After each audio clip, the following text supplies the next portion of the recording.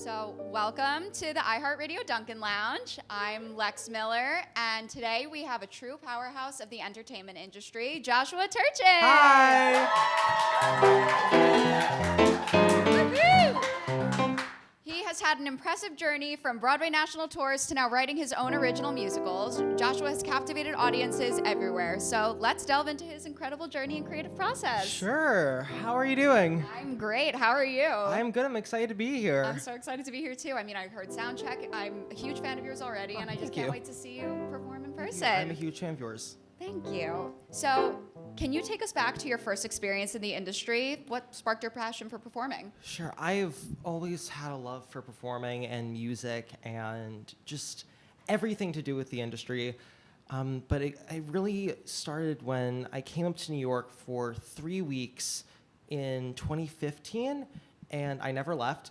And because I ended up getting cast in a national tour. I got an agent. It was the national tour of A Christmas Story, which was a crazy experience. And from there, I just kept on performing and kept music directing and writing. And I've been up in New York ever since. Wow. So I was telling your mom this earlier, but fun fact, I actually knew who you were because of the Christmas Story tour. Oh my God. Which is so funny because I was in high school at the time and I was just like, wow, I want to be one of those like Broadway kids or one of those tour kids. And I remembered your name all this time. And then you started blowing up and I was like, well deserved. So this is amazing. No, I started posting on TikTok and it was kind of a thing to pass the time during quarantine because whenever things shut down, there was kind of that feeling of, what now? And I ended up making a bunch of videos on TikTok and following trends, and people started liking them, and people apparently like them, and it feels really weird. You know what? It's amazing. But going back to A Christmas Story, can you talk about that experience a little bit? Sure. I think I have a few people who are part of the Christmas Story tour here, right? Yeah. Woo! So you were my tutor. Yep. And Thatcher in the back, he was the understudy of the dad in A Christmas Story, the old man, and he ended up also being the child wrangler. And so I've known him since I was 8, and I've known you for over half my life now. That feels really weird. Christmas Story was really fun. My first year, I was Randy, who is the younger brother in the show, one of the principals. It was super, super fun to do because it was my first professional job, and it was just an incredible experience. In my second year, I was the swing, which was a very different experience. Still fun, but because of it, I learned how to memorize things very quickly, pick up on things. I have a funny story about this swing part, actually, because it was the first stop. It was 2016, and I just turned 10. And I was so sick. I had no voice. I was like talking like this. And it was very unfortunate because we were at our first preview, and I had an entire setup backstage. I had my computer set up because the swing track, you were on stage for like one song in the beginning and one song in the end. Very easy, very light. So I'm just gonna mouth the words because I couldn't sing and hope for the best. And just go back. I had a steamer set up, and we finished the opening number, and the kid, I don't know if any of you know what Christmas Story is about. It's about a kid named Ralphie who really wants a rifle for Christmas for some reason because he's like obsessed with cowboys. And he has these friends, Flick and Schwartz. And in the opening number, everyone's on stage, and the kid playing Schwartz isn't there. And I'm there, we're waiting in the wings because we all enter through the same wing, and I'm talking to the other kids. I'm like, where is Josh? Because his name was also Josh. So I'm like, where is Josh? And he wasn't there. And I don't remember what happened, but I was walking back to my dressing room when suddenly the entire wardrobe team and the associate director come running towards me, and they're like, you can't go back to your dressing room. You're going to go on Schwartz now. You're playing Schwartz. And I'm 10 years old and going, what? And I had no voice. I've never practiced the track, and I'm gonna have to. I'm realizing I'm gonna have to sing. It's a sticky, sticky, sticky situation with no voice, which is like the most atonal Pasek and Paul song, and it ended up going, and it went well. I went on for Schwartz, and Josh and I are still friends, and I'm friends with so many people from the tour still, and I talk to them a lot. And it was just such an amazing first experience in the industry because, being a principal as my first job really made me realize how much work goes into performing. And then being a swing made me realize how much swings have to do, because I understudied every single child's role in the show, and I had to go on for multiple different kids over the course of 2-3 months. And overall, it was just an experience I wouldn't trade for anything, because it really helped prepare me for becoming an adult in the industry, which I just became a few weeks ago, which is really fun. So wait, I have to ask, did you get to go on for all your tracks? I did not. I was an understudy for Ralphie. There was one time where I was really close to going on, but what they did for Ralphie is they had 2 alternate tracks. So there was Ralphie, and then there was another track named Theo. No, it wasn't Theo. It was Thor for some reason, because the first kid who played that track was like, I want to name my part Thor. And so I ended up going on for Thor a lot, but I never went on for Ralphie. I never went on for Randy, but I did go on for a lot of the ensemble kids, which was very fun, because there's so much stuff that the kids in the show have to do. They have to carry people. They have to move multiple props or multiple scenic things. There was a lot going on in the show. There was a giant tap dance number, so having to learn each individual tap dance part was fun. But yeah. That's awesome. So from A Christmas Story, you got to play Flounder in The Little Mermaid. I did. And selfishly, I'm obsessed with The Little Mermaid, so I need to hear everything. Okay. So tell me about it. I played Flounder in the Hollywood Bowl's version of The Little Mermaid. I sang She's in Love. It was an incredible experience, because the Hollywood Bowl is 17,000 seats, and at the time I was 12, and it was nerve-wracking, because when you enter out on that stage, you're like, oh, it's just performing, it's gonna be easy, and then you step out and then you see this giant theater, and you're just kind of like, oh no. And the stage itself is huge. It's literally 2 normal Broadway stages put together. It's that size. So you have to run across the stage to get to the other side. And it was an amazing experience. It was with Harvey Fierstein. It was with Leah Michelle.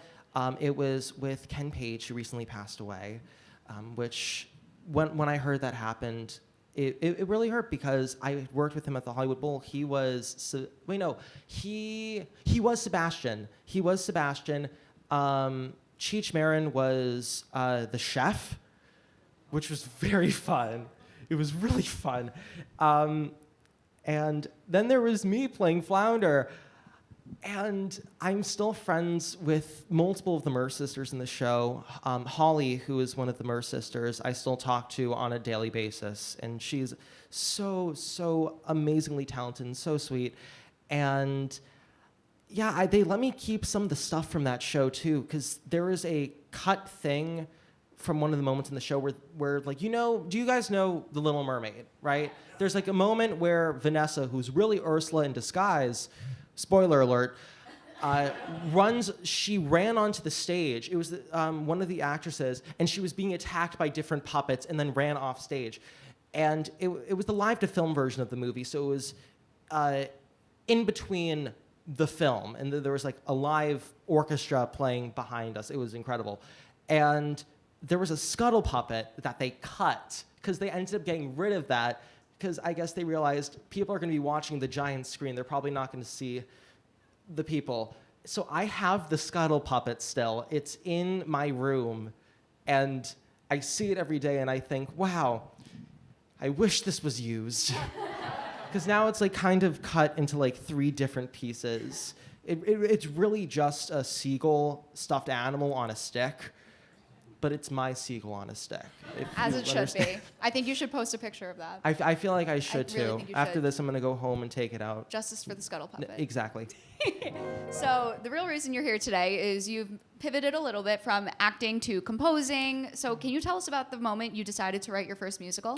Sure. I mean, I've been writing songs since I could first reach the piano keys. And I ended up writing a musical when it was like 10 through 12. And it was mostly happening because I was getting to the point where I was too tall to be in shows and too small to be in shows. So I was just really the perfect age to write because I wasn't working. And well, no, sorry, I mean, I was still doing a lot of stuff, but it was much more dead than it had been previously. And I'm like, that's a fun idea for something to write about. And then I wrote about it, and then there was this musical theater festival that was doing its first season off Broadway and off Broadway, and I sent it in. It was a blind submission process, so they didn't know I was 12, and it ended up getting accepted. That's and unbelievable. It was such an amazing experience because it really taught me how important it is to rewrite in theater. Because they say that most of writing is rewriting, and oh my God, they were not kidding. But it really taught me so much, and it was a really great experience. That's awesome. So you won Best Book for Perfect Fit. Yes. And is that the musical that you that submitted? was the show, and That's unbelievable. So much time was spent rewriting that book.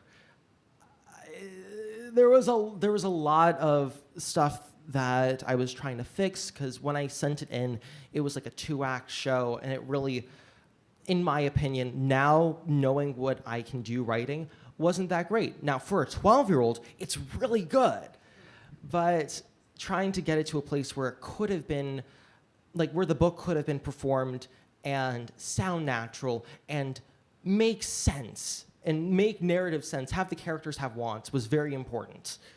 So, I mean, at 12 years old, that is no small feat, though. But that's unbelievable that you were able to accomplish that at such a young age. And now you said, like, taking what you know now to go on to bigger things. So what inspires your songwriting and your book writing? Are there specific themes or experiences? Like you said, being a child actor is one of them. But, like, is there something specific that resonates with you? I love writing for time periods and genres. Those are the types of things that really inspire me. Like, right now, I'm in the process of working on a little pirate musical, which is really fun because from that, I'm taking a lot of inspiration from sea shanties and a lot of Irish folk songs and Scottish folk songs, and a lot of also early like 1700s colonial America songs, because that had such a distinct style, and to replicate that is so much fun. And so that's really what I try to use for inspiration. I try to listen to, like, if I'm writing a song that's like a 1930s pop song, for example, which is just like a lot of like 1930s jazz songs follow a very specific structure. So I love to be inspired by the structure of those like older songs, because that's the foundation for all modern pop music. So it's very important to me. Are you a history buff to begin with, or just things that you've done in your research? Kind of. I don't know if I would consider well, maybe I am a history buff. I've never considered myself a history buff, but I love studying history. So if studying history makes me someone who loves studying history, I guess I love studying history. So can you tell me more about this pirate musical? Sure. This is amazing. Yeah, so I started working on it after a very eventful cruise. And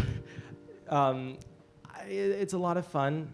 What the show is about, it's about a boy who kind of gets swept up into the world of piracy right as it's coming to an end, because the end of the golden age of piracy was a very, very big event. And there's a lot of different forms of media that I'm using for inspiration, because at that time, of course, there was no social media, and there was no way to get information quick. But there were a lot of newspapers, and there were a lot of journals, like historical journals, that have records of pirate trials, that have records of pirate wrecks, that have records of people going after pirates. And that's one of the things that makes me so excited to kind of tell this part of history. And I'm working on it still, and it's going well. I'm in the process of doing a lot of rewriting for plot and re-outlining and writing more music, which is coming soon, so I'm really excited. So can you talk about how you approach that process, like your writing process? Sure, yeah. I guess as it pertains to music, I know a lot of people have the question, do you start with music or lyrics? First, I start with an outline of the song, honestly. I write down what the song should be about. I write down, why is this song going to be sung? What is the style of the song? What is the emotion of the song that's I'm trying to get across? And then from there, I write, how does this get a character from point A to point B? And I just write this entire outline at like the top of my notes document, because I write all my songs in notes, which is very helpful, except when there's no cell service, because then I can't get to it. But otherwise, from there, I start working on a first lyric, because I think first lyrics are the most important part of a song. A lot of people talk about whether hooks are important or the verses. It's always the first lyric, because that's where everyone gets the expectation for what the song's going to be. The first lyric and the first part of the song sets up what the song is, number one, going to be about, what the structure is going to be, if it's going to be verse, chorus, or whatever structure. And from there, I write the music, and I write the music based on what I think would best match how the first lyric sounds. And then it evolves from there. Sometimes songs, like, come really fast, and they come instantly, where I'm like, this makes the most sense, this is the line, this is the line, this is the line. And then there are songs I write that I'm feeling, oh, why did I say that? No. And that's where rewriting comes in, because I've done so much rewriting on songs, and even before I get to a first full draft of the song, I have pages upon pages of scrapped lyrics that will never see the light of day, or may see the light of day in another song. And when I'm trying to write a song, at least for lyrics, I like doing things that make as much sense spoken than as sung. Because if I'm going to have a lyric that's super poetic, it doesn't really need to be a song, because poetry in and of itself is its own song form. So finding something that makes sense sung to music, makes sense spoken, makes sense for the character, are all things I try to look for when I'm writing a song. I'm learning so much right now. That is Yay! It's just such a thought-provoking thing. Like, again, I'm the kind of person, like, I know songs from, like, the first chord if I've heard it 1,000 times, but you're right. Yeah. The first lyric really is just, like, sets the whole... Yeah. Wouldn't have even thought of that. That's so cool. Yeah. So how has your experience as a performer influenced your songwriting over the years? As a performer, I've really learned, because I'm now I do a lot of composing, and I do a lot of music direction around different places in New York City. Writing things that can be sung is very important, because I look back at, I remember the first thing I ever orchestrated and the first thing I ever wrote harmonies for was a song from The Perfect Fit when I was 12. And it was not good. The harmonies I wrote, and the types of orchestrations I was doing were unplayable and unsingable. Because having someone go like da da da da, like trying to match like when I was much younger, trying to match what was in my head with what was going to be sung was hard, because of course there has to be compromises when it comes to working on harmonies, because you want something that's not going to blow someone's voice out 8 times a week. Because when you write like in the stratosphere, it becomes unsingable, and it could end up hurting someone. And I think as a composer, that's the last thing you want to do. You don't want to be responsible for someone injuring your voice because they were trying to sing one of your songs and it was so high. I think that's something you really should pride yourself on, because especially like as a girl, like having to work on like your belt and all these things, but if you're singing in the stratosphere 8 times a week, it's a lot. So thank you for doing that. So can you talk a little bit more about your music direction and your recent projects at both 54 Below and the Green Room? Sure, yeah, I'm gonna put down my water. I do a lot of stuff at Green 42 and 54 Below. I actually had one at 54 like about a week ago. I do things there all the time, same with the Green Room, and I find it so much fun, and I especially love working with bands. I think when I'm playing with a band, it's the most special experience for me, because we're all listening to each other, we're all listening to the performer, so there's a lot of multitasking happening on stage just to make sure that we're all going to try and make the performers sound good. And it's whenever like that cohesiveness works, it works, which is very, very special. I love working with performers. I love being able to play new songs and explore different styles of playing. Like recently I've been doing a lot more jazz playing because I've been doing a lot more jazz in my shows. And it's the most incredible experience. And being able to do that with singers in a band and having a crowd listen to it, it's really incredible. And yeah. That's amazing. And do you know who the band is beforehand? Like, do you have a collaboration kind of thing that you get to deal with? Yeah, I would say I use a lot of the same people for shows. I do know who the band is before the show because I need to know what are they going to be able to play, what's their skill set, what are they the best at, what can they add to the show is very important. And I'm doing a show. I'm doing a few shows next week over the next 2 weeks at Green Room and 54, where I'm playing with totally new people who I've never played with before. And I love playing with new musicians because even if we don't know each other, we all kind of speak the same musical language.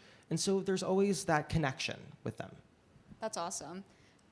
So finally, can you tell us a little bit about the songs you'll be playing today? Sure. So I'm going to play 3 songs. 2 of them are from the Pirate musical, and one of them is a standalone song. Everything you're going to be seeing today is finished, but still in progress, because things evolve over time, and rewrites happen. And yeah, I'm going to sing a song called Captain's Code. I'm going to sing a song called Sailed Away. Both are from the Pirate musical, and then I'm going to show a new one that's a more country pop style called This Is Your Life. And I'm really excited to debut that here.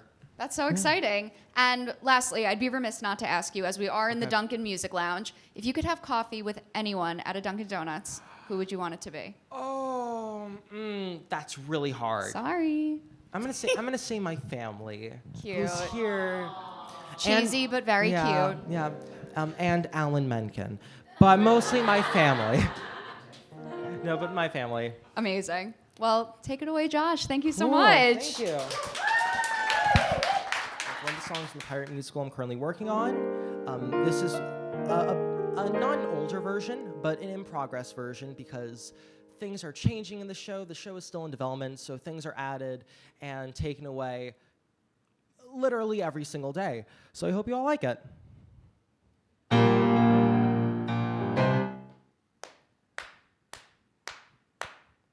Every free man has the right to vote on any affair given on our boat. If a man votes wrong, then we slit his throat, 'cause he broke the captain's code. If a limb is lost, then a man will beg to cover the cost of his own right leg. If the money's lost, he'll be shot instead, 'cause he broke the captain's code. And you don't fight back if they cut your hand. Every man's fight is left on land. And the fight will end when blood is drawn. No matter who dies, we sail at dawn. Clean up your mess and thank God you survived one more day. If you want to be free, then you better obey. Better obey, better obey, better obey the captain's code. Better obey, better obey, better obey, better obey the captain's code.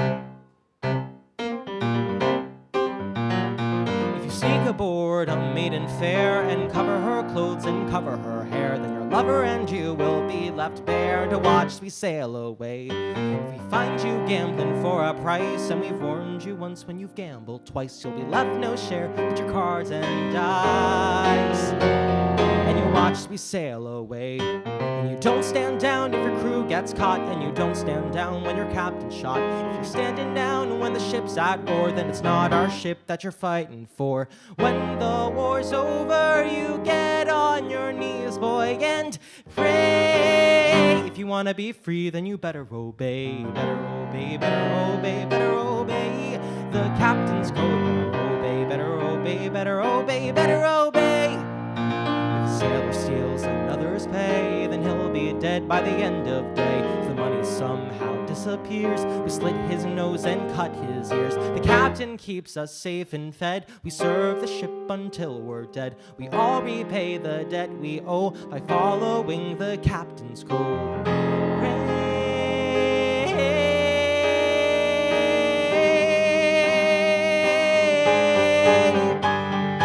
Don't keep secrets from your crew or lie about the things you do and cry when we all learn it's you who broke the captain's code. So take your pistol, take your sword, get on your knees, pray to the Lord, 'cause someone's going overboard.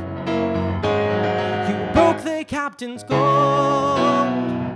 Better obey, better obey, better obey, better obey, better obey the captain's code.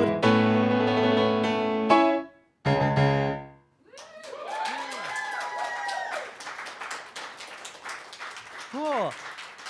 Thank you. So that song, I really love writing in sea shanty style. So that was inspired by a lot of different Celtic and sea shanty songs. That's why there was a lot of, percussion in the beginning.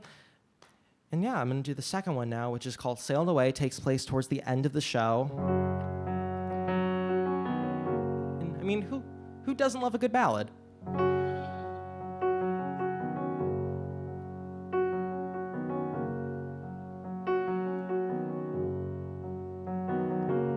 I sailed away so my mama is safe, 'cause my mama is safe without me.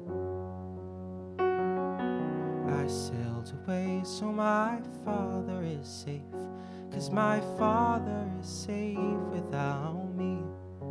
And I went on the run like I had killed their son. Oh, I sailed away.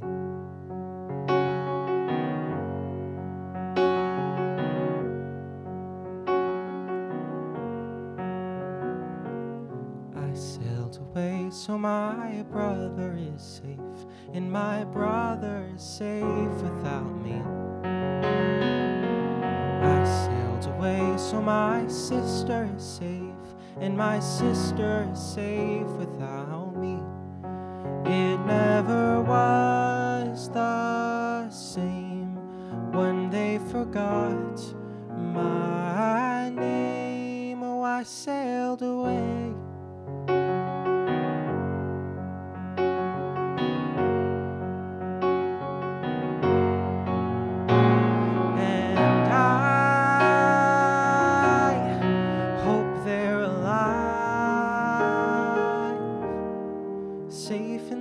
Same place I left them, safe in their home, safe on land, safe and doing fine without me. No, they won't cry.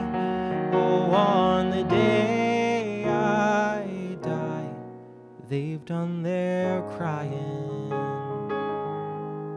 So have I.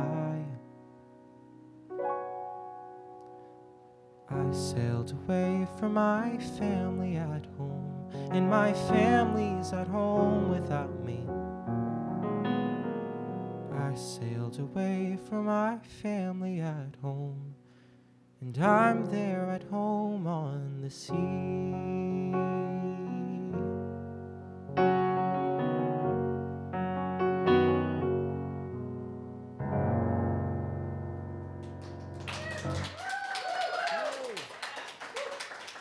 Thank you. Now it's time for the last one. Who's excited? Yay, I'm excited.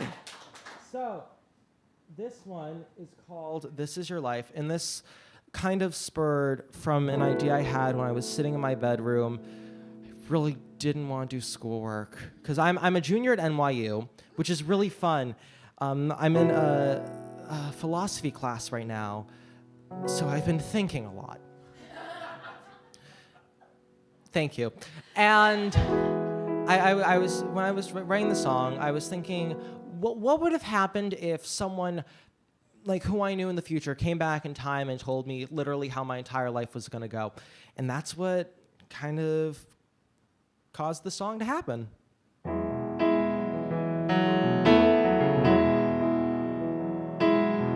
If I traveled back in time a few years before we met, oh, I promise that I'd tell you all I know. Though you wouldn't recognize me, I'd take you from your door, and I'd show you how your life was gonna go. When you move out of your family's house, you'll cry all night. So your mom is gonna call to check if you're all right. And though we'll try to hide it, it'll make your daddy cry. You were always daddy's girl, but you'll have to say goodbye. This is your life, make it a good one. This is your life, I guarantee that I can tell you just how good your life's gonna be. This is your life, it's a good one, wait and see.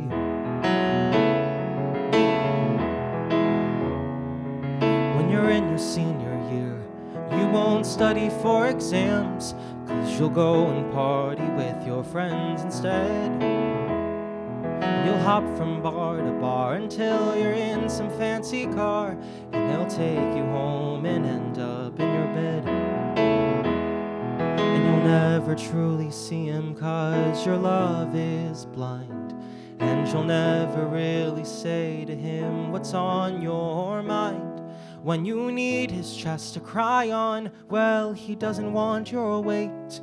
And you'll always stay up worried why he's coming home so late. This is your life, make it a good one. This is your life, I guarantee that I could tell you just how good your life's gonna be.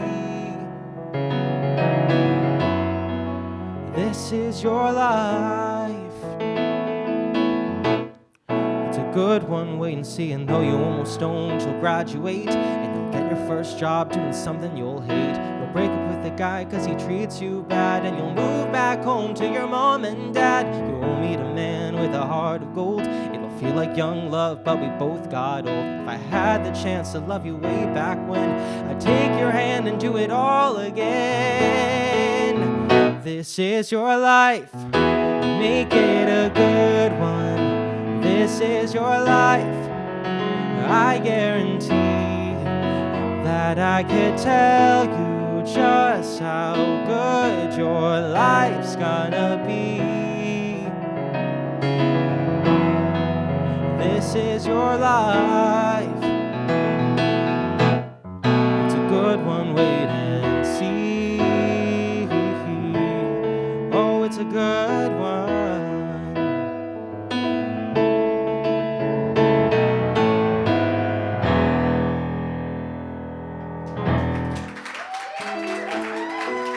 Yay, thank you.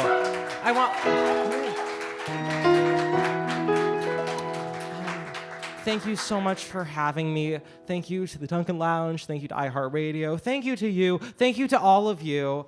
Thank you to sound and live stream. And yeah, thank you all so much for being here. It's really an honor, and I'm so thankful. Thank you.